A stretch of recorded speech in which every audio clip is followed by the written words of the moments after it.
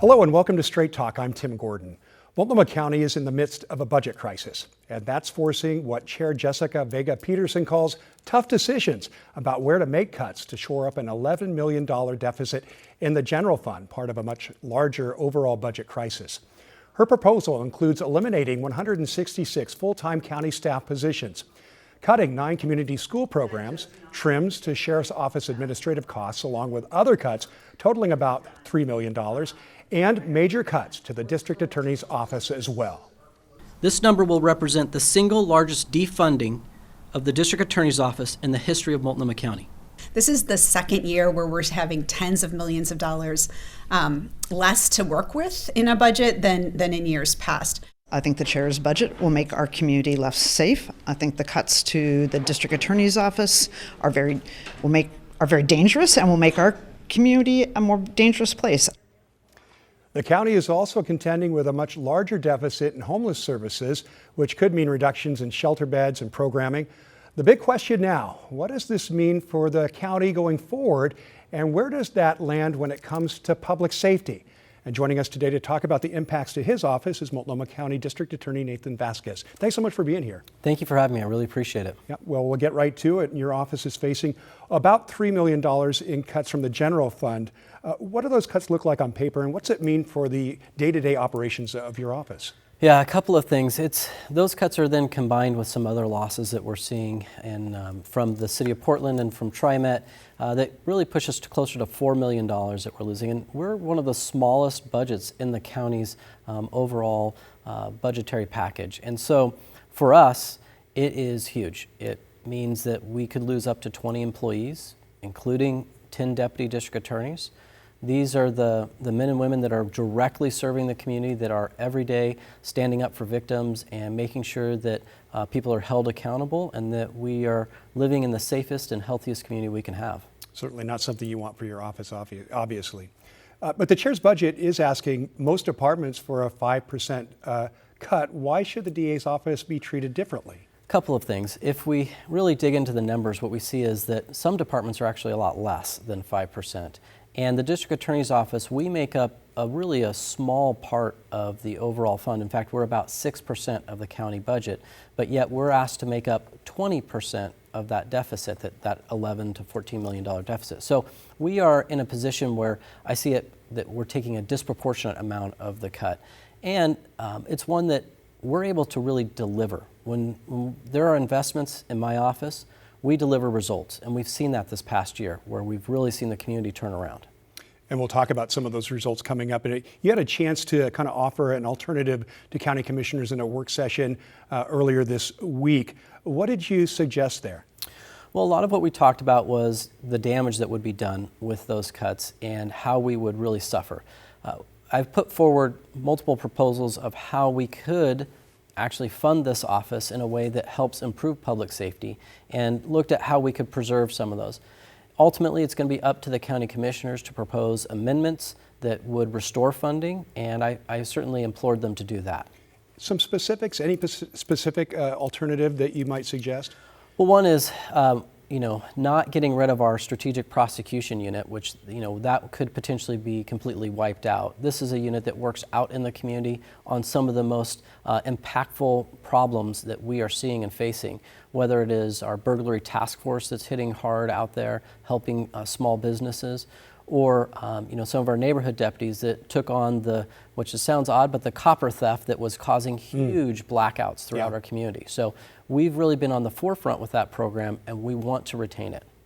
Well, during that work session, you also invited some folks to come testify about what the important work is that's happening at the DA's office. Let's all listen into that. I feel my role is not only prosecuting and holding somebody accountable for causing that kind of harm, but also a large part of my job is supporting the families through this experience. The criminal justice system is difficult to understand, even when you're in it sometimes. So families who go through this really need some additional support, just explaining what the process is, and then just kind of walking them through it day by day.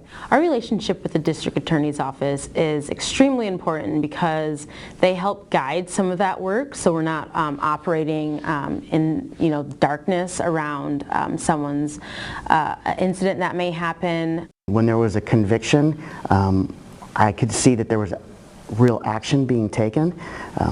And I thought about this before I came in here.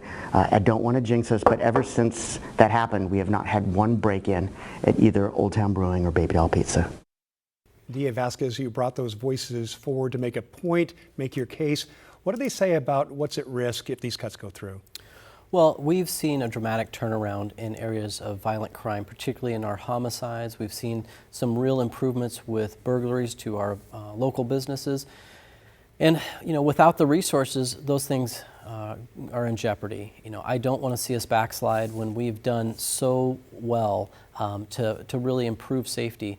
And of course, I think one of the things that's on all of our minds is, what about our economic vitality of our community? We need those businesses to be able to thrive, to bring in jobs, to bring in pedestrians. To have that, we need a public safety system that can serve them.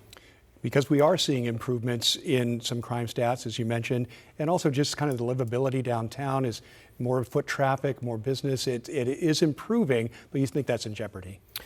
Yeah, I mean, these efforts, they take resources, they take work. I have my folks out there every day, whether it's connecting directly with businesses or victims of crime. That work is an everyday effort, and when we've seen investments from the county, we've seen results. And similarly, when we saw disinvestment, we saw crime go up very high. Yeah. So let's talk about the sheriff's office cuts as well. Obviously not your department, but you come across each other quite. Yes. Your paths cross for Sheriff Morrissey O'Donnell. She's suggested some things that she would cut if she has to. But what about the impact of public safety and your workings with the sheriff's office?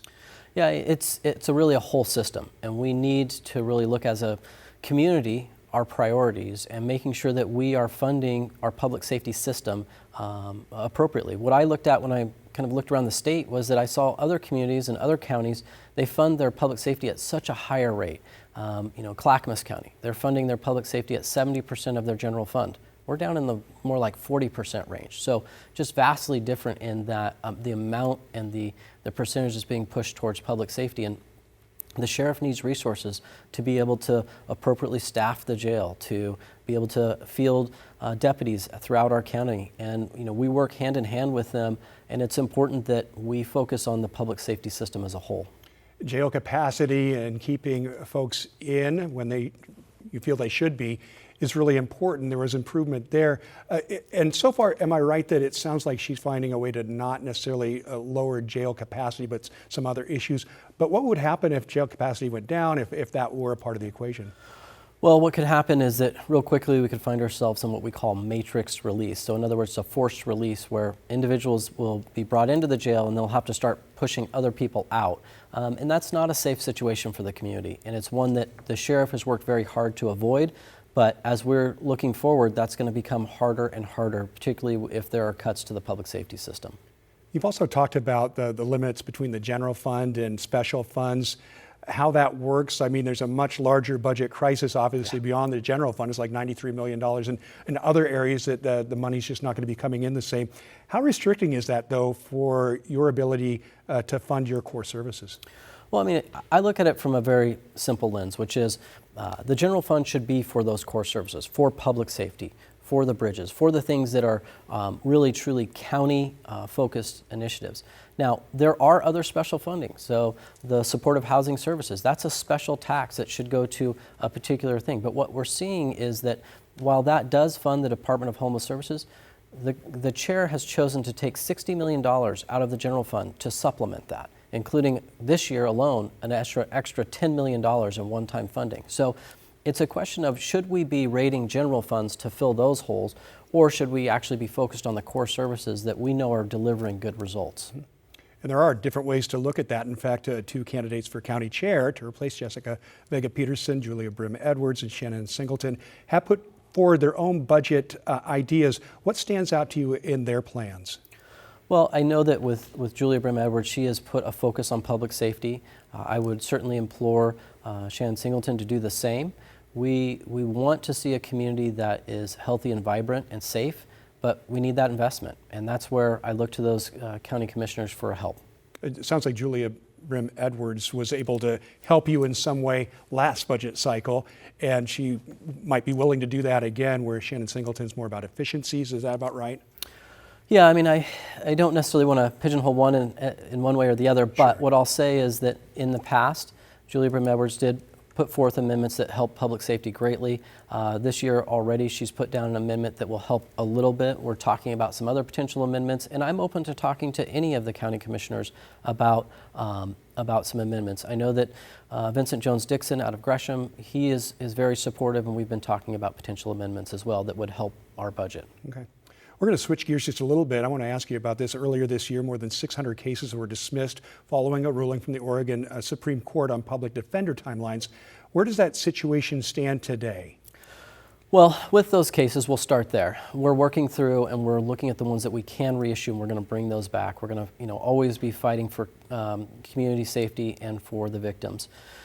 But going forward, a few different things. One is I've worked at the Oregon State Legislature to get some additional fundings and kind of worked around our local public defenders to bring in some state ones that will help with this crisis. And that has been working. We've just got that off the ground and started. We're trying to fill those gaps. It is a situation where I see a growing imbalance, and I'm very concerned about it. What I hear oftentimes is people use the term that there's a shortage of defense attorneys. And when I looked at the numbers, I found that wasn't true. And what I see is that in Multnomah County, there's about 150 defense attorneys. Most of those are publicly funded. In fact, 134. But there are only 95 prosecutors. So if we were to lose additional ones, that imbalance is going to grow. Do they have equal jobs? I mean, do public defenders need to take longer on individual cases, or? I certainly don't believe so, and that's just, from my lens, what I see my prosecutors doing. I see them here nights, weekends. I see them working hard early morning hours. I see them working on a case before it comes through the door, all the way through and afterwards, and then continuing to follow those cases for years afterwards. It is an extremely dedicated, amazing workforce that we have here in Multnomah County with the DA's office, and I would never say that they do less. Okay, with about a minute left, and back to that and your office, bottom line, if these cuts move forward, what does that mean for public safety in our community? Bottom line, it is a risk to the gains we've made. We saw hard times in 2020, 2021, 2022. Really hard times, horrific violent crime. We have made real gains. We've seen a 5-year low for our homicide rate. We still have a long ways to go. And we saw, 5-year lows in violent crime rates. But we have a long ways to go to get back to, I know where this community wants to be, back to the pre-pandemic levels. And so if we want to see that occur, I believe we need the resources to get the job done. Do you think there'll be change in what you're expecting of the final budget? I'm very hopeful. I've had a lot of great conversations with our county commissioners, and I see some pathways forward. I just need them to come together to cobble together 3 votes and pass the amendments.